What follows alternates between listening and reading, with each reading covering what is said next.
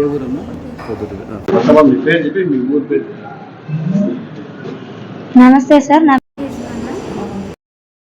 4వ తేదీ డెలివరీకి వచ్చాం సార్. 10వ నెల 2020 డెలివరీకి వచ్చినాం సార్. వాళ్ళు హెచ్ఐవి టెస్ట్ మీరు ముందు చేయించుకోలేదు ఏంటమ్మా, ఒకసారి టెస్ట్ చేయాలన్నారు. ఎందుకు చేసి ఉంటారు కదా, మేము వద్దని చెప్పాము. వాళ్ళు మేము చేయాల్సిందే, అది రూల్ అని చెప్పి టెస్ట్ చేశారు సార్. తర్వాత కొద్దిసేపటికే ఒక అతను వచ్చి రిపోర్ట్ తీసుకొని వచ్చినారు సార్. దాంట్లో నెగిటివ్ అని, రియాక్టివ్ అని వచ్చింది సార్, ఉందని వచ్చింది. మేము ఎందుకు ఇలా వచ్చిందని అన్నాం సార్. తర్వాత సార్ వచ్చి మమ్మల్ని కన్విన్స్ చేసినారు సార్. మేము తర్వాత పాపను తీసుకున్నప్పుడు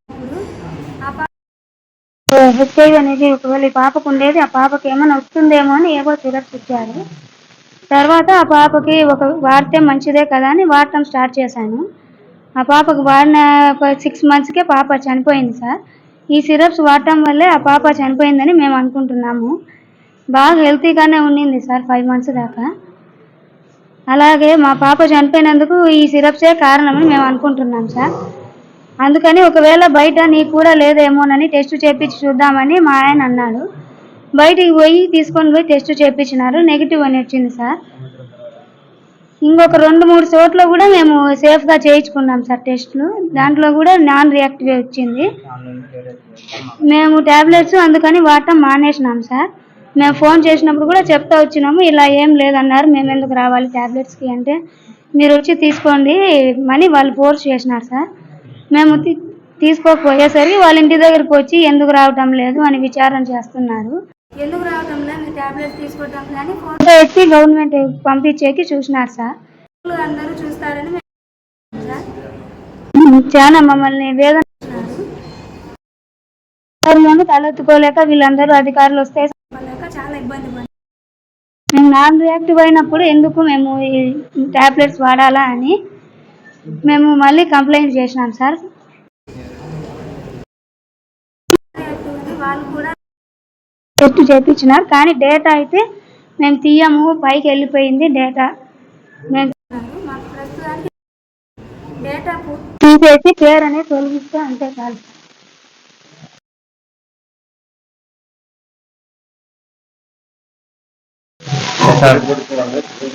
సార్ నమస్తే సార్, నా పేరు లోకేష్ సార్. 14/10/2020 మేము ప్రొద్దుటూరు గవర్నమెంట్ హాస్పిటల్కి రావడం జరిగింది సార్. ఇక్కడ హెచ్ఐవి లేకపోయినా కానీ ఉందని చెప్పి మాకు అర్ధరాత్రి టైంలో రిపోర్ట్ ఇవ్వడం జరిగింది సార్. రిపోర్ట్ ఇచ్చి డెలివరీ కానీ అదే విధంగానే ఆడపిల్ల పుట్టింది సార్. ఆ రోజు డాక్టర్లు వచ్చి వారు మరలా ఇంకోసారి టెస్ట్ చేయకుండానే మాకు ఫైనల్ చేసి ఆన్లైన్లో డేటాను ఎక్కించిన తర్వాత నుంచి మేము ట్యాబ్లెట్ యూజ్ చేశాం సార్. దానివల్ల సైడ్ ఎఫెక్ట్స్ చాలా వచ్చినాయి సార్. మా వైఫ్కు ఆ పుట్టిన బేబీకి కానీ ఒక సిరప్ ఇచ్చినారు సార్. ఆ డ్రాప్స్ పోయింది సార్, నిద్రలోనే చనిపోయింది సార్ ఆ పాప. ఇప్పుడు మాకైతే కనుక ఇప్పుడు ఇక్కడ లేదని చెప్పి మాకు గవర్నమెంట్ హాస్పిటల్ నుంచి ఒక రిపోర్ట్ కూడా ఇచ్చారు సార్. మా బిడ్డ మరణానికి కారణం ఎవరో ఈ అధికారులే తెలియజేయాలి.